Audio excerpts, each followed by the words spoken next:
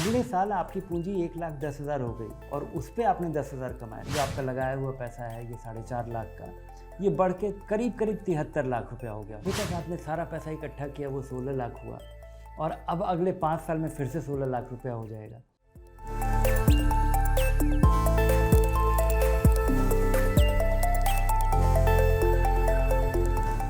Compounding ये है कि आप पैसा लगाते हैं और उस पैसे पे कुछ कमाई होती है और वो कमाया हुआ पैसा भी जब काम पे लग जाता है वो भी कमाना शुरू कर देता है। तो ये है कंपाउंडिंग। और ये जब काफ़ी दिनों तक चलता है तो आपको हैरानी होती है कि ये इतना बड़ा रकम कैसे हो गया। क्योंकि अगर आपने 1 लाख रुपया लगाया, 10% पे लगाया तो पहले साल वो 10,000 रुपया मिला।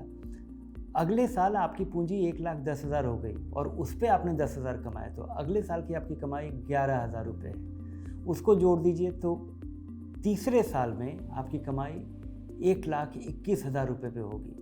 तो इस तरह से आपकी आमदनी बढ़ती जाती है, आपका पूंजी बढ़ता जाता है और आप 5-10 साल में आप हैरान हो जाते हैं कि ये आपका छोटा सा रकम इतनी बड़ी पूंजी बन गई है। और यही कंपाउंडिंग का जादू है।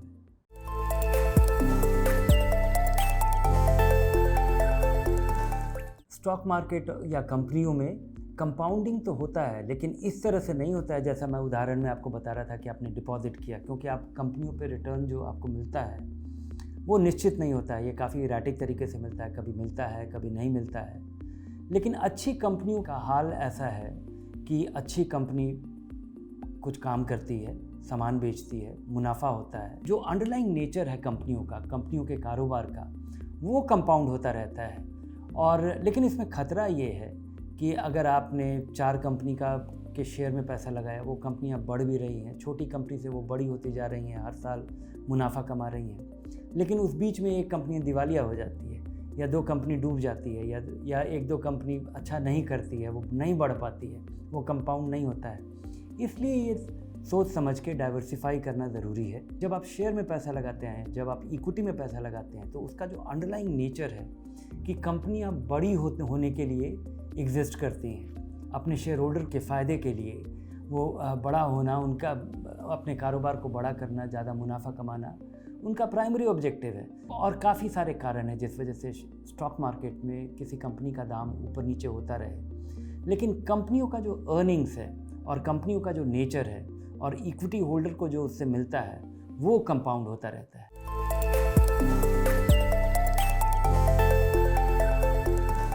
मैं एक आपको उदाहरण देना चाहूँगा।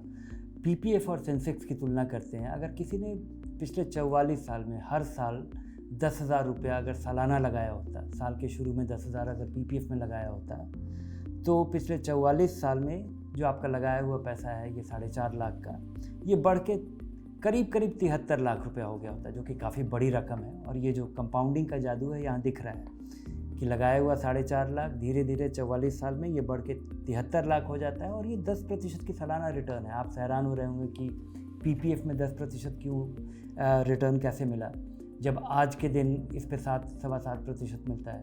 पहले पीपीएफ पे काफ़ी ज़्यादा रिटर्न होता था और हम 44 साल की बात कर रहे हैं। उस समय पीपीएफ पे जो इंटरेस्ट मिलता था हमने उसके आधार पे ये जोड़ा है। बीएसई सेंसेक्स में अगर आप हर साल 10,000 रुपये लगाते तो 1979 जब सेंसेक्स बना था और उसका बेस ईयर में इसका जो वैल्यू था वो 100 था, तब से लगाया हुआ 4.5 लाख रुपया बढ़ करके 3 करोड़ 11 लाख रुपया हो जाता है। 3 करोड़ 11 लाख रुपया 73 लाख की तुलना में जो पीपीएफ में बढ़ा होता है।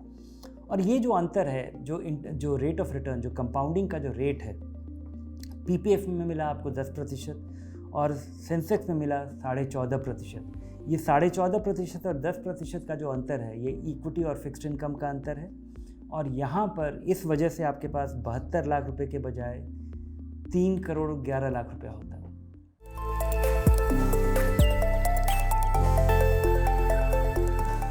अगर आपका पैसा 5 साल में दुगना होता जाए और 25 साल में आपने अगर मान लीजिए कोई पैसा लगाया, 1,000 रुपया 2,000 रुपया हो गया, 2,000 4,000 हो गया, 4,000 8,000 रुपया हो गया, 8,000 16,000 रुपया हो गया। लेकिन जब आप जो आखिरी वाला 5 साल है उसमें आपको लगेगा कि अभी तक आपने सारा पैसा इकट्ठा किया वो 16 लाख हुआ और अब अगले 5 साल में फिर से 16 लाख रुपया हो जाएगा। तो ये जो कंपाउंडिंग का जादू है, जब आपके पास आपका रकम बड़ा होता जाता है तो समय के साथ ये जादू और बड़ा लगने लगता है।